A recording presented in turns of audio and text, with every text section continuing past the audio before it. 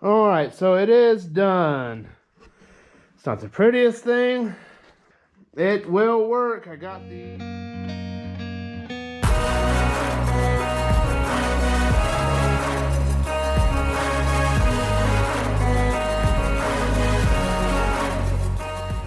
Hey guys, welcome back. So today we are going to be tackling another part of my table saw. And now I'm not going to be cleaning it up like I did on the last one or anything of that sort. I'm going to be working on that box that I've been needing to, well, I shouldn't say needing, but been wanting to put on here. That box is what's going to cover this and come out here most of the way to be able to cover up the motor. Mainly just to keep the parts from dropping off right away, because most of the material that I run through this table saw is small parts. And I'm only talking 3, 4, 5 inch strips most of the time. There are times that they're larger pieces, but nonetheless. And whenever I get past here, they always drop off. I mean, it almost seems like no matter how long, of course, no matter how long it is, it's going to drop off as soon as I pass it through. And I want to alleviate that to kind of help myself with steps, because whenever I run it through here, and it drops off once I get it past here, because I don't want to reach over the blade and risk hurting myself here. So instead of having to go clear around here to grab my part off the ground, it would have a higher chance of it being on this little table instead of on the ground, and save myself a little bit extra movement. I'm not exactly sure how I'm going to tackle this. I don't want to use plywood, but then again, I might. I haven't officially decided yet. For the tabletop, I kind of want to make it presentable, so I might end up just using some of the wood I have in stock outside of the plywood, and I want to do some finagling for the joints and everything for the box itself. And the top, like I said, I don't know. I may just end up using what I have. So let's go ahead and jump on into it and get it going.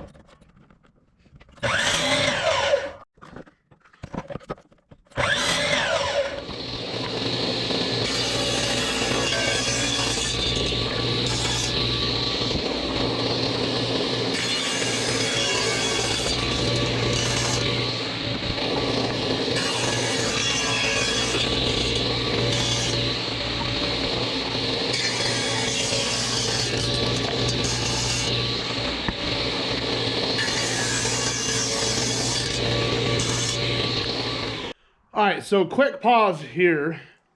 I noticed something as I was trying to get things lined out and set up and whatnot for the box for this, and I came across a problem. The motor, whenever you go to tilt it out to 45 degrees, the motor is actually going to end up way outside the box, way out in here. It's actually going to barely, it actually stays barely below the top of the deck of the saw.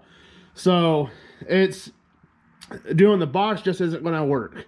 So I'm going to try to simplify this and just simply do the shelf, or have the uprights, which I wound up having to cut down this side, and to allow for the swing here coming off of this. To allow for the swing, I had to trim off quite a bit, but the bolts will still work there. And I said, still have the uprights, have the cross member, and the deck will come out, but I'll only be able to do one support, and that's going to be a little tricky. So I want to have to see, I'm going to have to play with it. So it's just basically going to end up being a shelf, which is not ideal, but I want to have to see what I can do. And which, well, I already know what I'm going to do. It's just a matter of how it's going to support any kind of weight.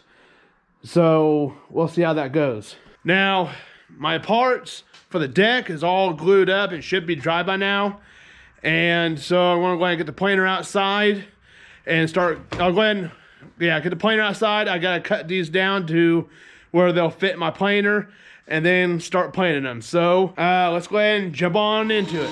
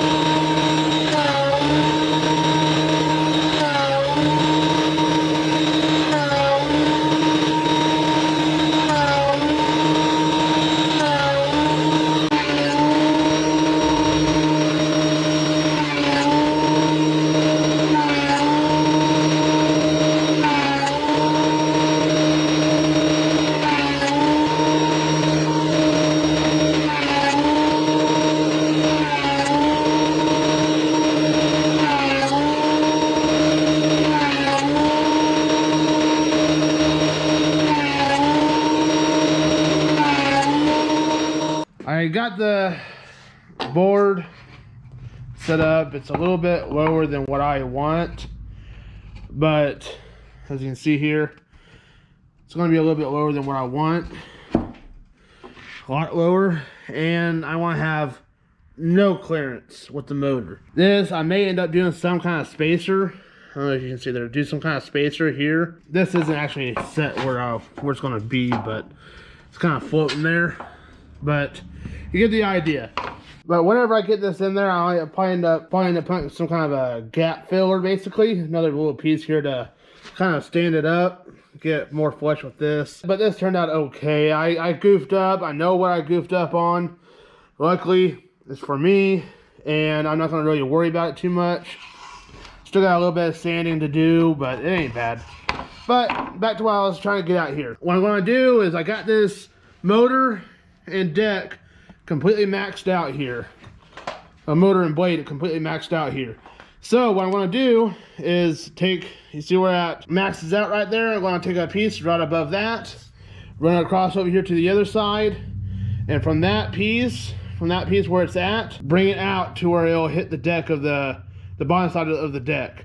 That way I have at least some kind of support out here in the middle, and it's not relying on just one side, because I will end up bringing another piece up from here, probably right above where that bolt will be, right there, and support it out here on this edge. So, but heck, I might end up bringing it over here a little bit closer, but I gotta see how it all lines out. But that's what I'm going to try to work on. I'm probably not going to do this on screen, but we'll go from there. All right, so I got everything maxed out here. I got this set up as far down low as I can go and as far out that way as I can. So the piece is not going to be very big, at least compared to this side piece. So as you can see, I got the final cuts here and getting ready to do final assemblies. So let's see how all this works out.